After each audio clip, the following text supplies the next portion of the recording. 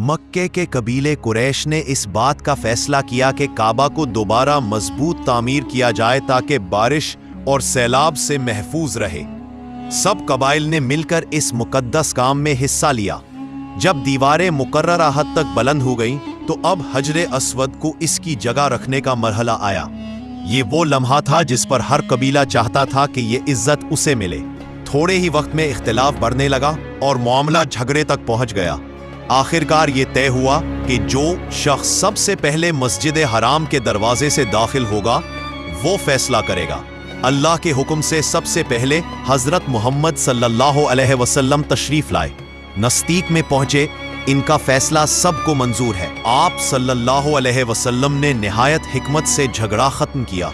حجر اسود اس پر رکھا اور ہر قبیلے کے سردار کو چادر کا ایک کونا پکڑنے کو کہا۔ جب پتھر اپنی جگہ کے قریب پہنچ گیا تو آپ صلی اللہ علیہ وسلم نے اپنے مبارک ہاتھوں سے اسے اٹھا کر صحیح مقام پر رکھ دیا۔